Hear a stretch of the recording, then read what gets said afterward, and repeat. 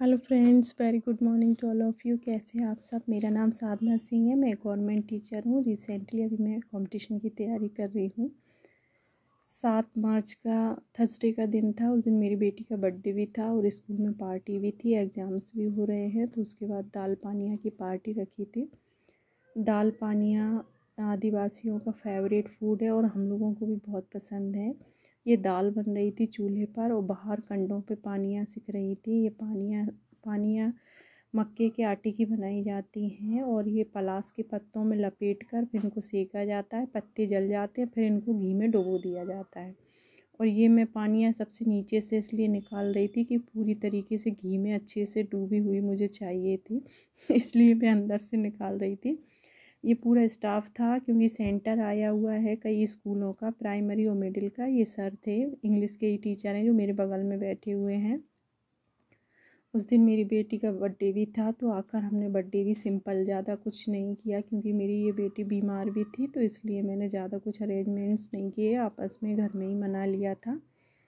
तो घर पे आके हमने बर्थडे सेलिब्रेट किया और बेटी को मैं बाहर खाना खिलाने ले जाती, बट उसका स्वास्थ्य सही नहीं था, इसलिए मैंने उससे प्रॉमिस किया कि मैं उसको बाद में ज़रूर लेकर जाऊँगी। तो छोटी बेटी, मैं और मेरे हस्बैंड, और ज़्यादा मैंने किसी को नहीं बुलाया क्योंकि इसको वीकनेस भी हो रही थी और इरिटेट भी हो रही थी, तो इसलिए मैंने ज़्यादा कुछ नहीं किया। 2 बेटियां हैं मेरे और मैं एमपी में गवर्नमेंट टीचर हूँ फ्रेंड्स। और आपसे रिक्वेस्ट है कि मेरी बेटी को ब्लेसिंग्स ज़रूर दें। मेरी बेटी, बड़ी बेटी 12 साल की हो गई और छोटी बेटी 7 साल की है। तो मैं उसको प्यार कर रही थी क्योंकि उसकी थोड़ा सा उसका स्वास्थ्य गड़बड़ था, इसलिए।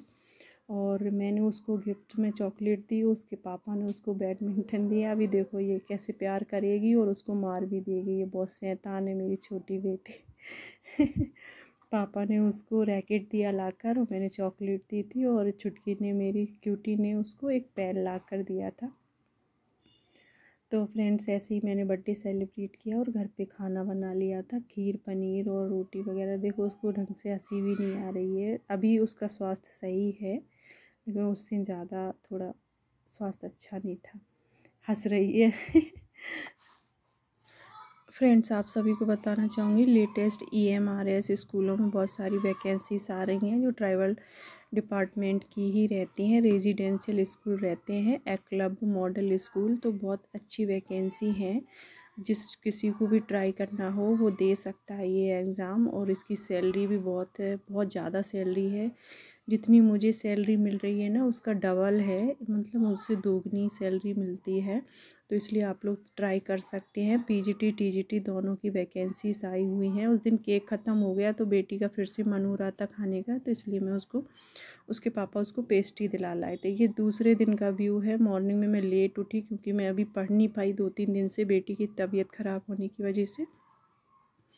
तो मैं 6:20 पर उठी थी, तो इस तरीके का मौसम हो रहा था, तो मैंने बाहर का व्यू देखा। उसके बाद बेटी को अभी कुछ खाने में अच्छा नहीं लग रहा है, इसलिए उसने बोला था मम्मी मेरे लिए पोहा बना देना, क्योंकि मैंने पढ़ाई बिल्कुल भी नहीं की थी। पोहा बना रही थी और उसकी छुट्टी भी आज जल्दी हो जाएगी, इसलिए उसके लिए लंच के लिए मैं पोहा की प्रिपरेशन कर रही थी। तो फ्रेंड्स, जो भी फ्रेंड मेरी टीचर बनना चाहती हैं, TGT PGT, यहाँ 6 से 12 तक स्कूल होते हैं ये, और बहुत अच्छे स्कूल होते हैं, बढ़िया रेजिडेंशियल होते हैं। वहाँ पर रहने की भी व्यवस्था रहती है और अच्छी खासी बिल्डिंग होती है, आप देख सकते हैं। PGT का शायद 130 नंबर का पेपर होता है और TGT का 120 नंबर का पेपर होता है। तो मेरा MA इंग्लिश से हुआ है, तो मेरा सब्जेक्ट लिटरेचर है, इंग्लिश लिटरेचर। तो मैं भी तैयारी करूँगी क्योंकि मेरा इंग्लिश भी फेवरेट सब्जेक्ट है और सैलरी भी बहुत अच्छी है इसमें हो जाएगा ना, तो मैं फ्री होकर फिर कुछ भी, किसी भी एग्ज़ाम की, किसी भी डिफ़िकल्ट एग्ज़ाम की भी तैयारी कर सकती हूँ, क्योंकि इसकी सैलरी बहुत अच्छी है और अच्छा है, अच्छा स्कूल है। और क्या है, रहने की भी सुविधा रहती है, बढ़िया ग्रीनरी भी रहती है, तो इसलिए मैंने सोचा है इसको देने का। तो आप लोग भी ट्राई कर सकते हैं। TGT PGT, TGT में CTET मांगते हैं, PGT में CTET का कोई वेरिएशन नहीं है। तो अगर आप CTET क्वालिफाइड हैं तो TGT PGT दोनों ही डाल सकते हैं, और नहीं तो CTET नहीं है ना तो PGT तो दे ही सकते हैं एटलीस्ट। तो सभी फ्रेंड्स से मैं रिक्वेस्ट करूँगी आप लोग भी तैयारी करें, और बहुत अच्छी वैकेंसी है, बहुत अच्छी सैलरी भी है, आप नेट पे सर्च करके भी देख सकती हैं। तो मैं ये रायता बना रही थी, सिंपल रायता पीने का मन था मेरा। मैं नाश्ता नहीं किया था क्योंकि वैसे ही मन नहीं हो रहा था, तो मैंने दही में राई जीरे का और मीठा नीम होता है उसका छौंका लगा दिया था। और लंच में कढ़ी बनाई थी, पकौड़े की कढ़ी बनाई थी, तो उसके लिए मैं ये पकौड़े तल रही थी। कढ़ी बन के तैयार हो गई थी, बस ये तल के मैं डाल ही रही थी उसमें। कढ़ी और रोटी और चावल ये बना लिए थे मैंने। नहा धो के मैं रेडी हो गई थी, उसके बाद ये सारा काम मैंने फिनिश। अभी ऑफिशियल नोटिफिकेशन नहीं आया है, ऑफिशियल नोटिफिकेशन शायद अप्रैल तक आएगा। पेपर में न्यूज़ आई है, और जो आदिम जाति कल्याण विभाग के मंत्री हैं उन्होंने ये घोषणा भी की है, तो ये कोई फेक न्यूज़ नहीं है। और इन्होंने 38,000 वैकेंसी का बोला है, लेकिन वो कितनी निकालते हैं ऐसा सुनने में आया है कि वो हर साल निकालेंगे, ऐसा भी हो सकता है। तो आप लोग तैयारी ज़रूर करें। मैं भी अपने नोट्स खंगालने लगी थी, और मैं दिखाऊंगी कि मैंने है ना ग्रेड 1 के लिए कितनी प्रिपरेशन की थी, कितने सारे नोट्स बनाए हुए थे। तो इसलिए मैं सारे नोट्स से सारे रजिस्टर निकाल के बैठी। मैंने देखा क्या क्या मटेरियल है मेरे पास। तो ये टीजीटी की बुक है मेरे पास, यूपी टीजीटी की। अभी है ना उल्टा दिख सकता है आपको क्योंकि मोबाइल सेल्फी मोड में लगाया हुआ था मैंने, इसलिए। ये बुक भी बहुत अच्छी है, यूपी टीजीटी की है। इसमें सारा मटेरियल दिया हुआ है, तो मैं देख रही थी इसमें से क्या क्या पढ़ा जा सकता है। तो फ्रेंड्स आप भी तैयारी करें। इसमें 10 नंबर का GK GS current affairs reasoning computer maths, इसके बाद हिंदी इंग्लिश 10 नंबर का क्वालिफाइंग रहता है, और उसके साथ अपना सब्जेक्ट स्पेसिफिक भी आता है। ये देखिए पूरा रजिस्टर भरा हुआ है लिटरेचर से, ये मैं दिखा रही थी। अभी मुझे है ना याद आ रहा है कि बताओ ये रजिस्टर कितना पुराना है, 2017 का रजिस्टर ये रखा हुआ है, 2017 का। ये मैंने सारे लिटरेचर के नोट्स बना रखे थे, लिटरेरी टर्म्स लिखे हुए हैं ये इसमें सारे, जिनको अभी भी मैंने संभाल के रखा हुआ है। तो इसलिए मुझे लगता है कि अगर मैं है ना टीजीटी पीजीटी दूँगी तो मुझे इंग्लिश के लिए तो एटलीस्ट ज़्यादा मेहनत नहीं करनी पड़ेगी। थोड़ा बहुत ही मतलब ये मान लो 60% तो मेरे पास ऑलरेडी मटेरियल है, 40% ही करना पड़ेगा। और मुझे ग्रामर भी बहुत पसंद है, ग्रामर भी मुझे आता है लगभग। तो इसलिए मैंने सोचा है कि पहले इसको कर लेते हैं, क्योंकि मेरी जो सैलरी है ना अभी थोड़ी कम है। तो मैं ऐसी जॉब पाना चाहती हूँ जिसकी एकदम हाई सैलरी हो, फिर उसके बाद मैं एमपीपीएससी की तरफ रुख करूँगी, क्योंकि अभी मेरे पास बहुत टाइम है।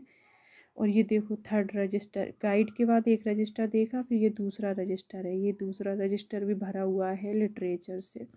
ग्रामर का तो मैं आपको दिखा ही नहीं रही, अभी मेरे पास ग्रामर के भी बहुत सारे रजिस्टर्स भरे हुए रखे हैं, रूल्स वगैरह के। बहुत मेहनत की थी तब जाके ये नौकरी मिली है, इसलिए आप लोगों से कहूँगी कि आप लोग भी मेहनत करिए, अपने नोट्स प्रिपेयर कीजिए, हमेशा काम आते हैं हमेशा। ये नोट्स ये भी नोट्स बनाया हुआ था मैंने इंग्लिश लिटरेचर का। ऐसे मेरे पास 3-4 रजिस्टर हैं लिटरेचर के लिए। ये एक और नया अभी मैंने एमपी ग्रेड 1 में जो मैंने क्वालिफाई किया हुआ है उसके लिए बनाया था, क्योंकि सिलेबस चेंज हो गया था ना, इसलिए ये नया रजिस्टर बनाया हुआ था। तो जो फ्रेंड्स मेरी शिक्षक बनना चाहती हैं वो तैयारी ज़रूर करें और आगे बढ़ें, और एक जॉब ज़रूर लें। EMRS बहुत अच्छी जॉब है, आप सर्च कर सकती हैं, नेट पे भी सर्च कर लेना। आपका जो भी एमए में सब्जेक्ट रहा हो स्पेसिफिक, या ग्रेजुएशन टीजीटी के लिए। Friends thank you so much, जो मुझे लगातार फॉलो करते आ रहे हैं उनका बहुत बहुत धन्यवाद। और भगवान उनकी सारी मनोकामनाएं पूरी करे, ईश्वर उनकी रक्षा करे। वो जो भी एग्ज़ाम क्वालिफाई करना चाहती हैं वो ज़रूर क्वालिफाई करें, और ईश्वर का आशीर्वाद उन पर बड़ों का आशीर्वाद हमेशा बना रहे। और चैनल को सब्सक्राइब ज़रूर कर लें।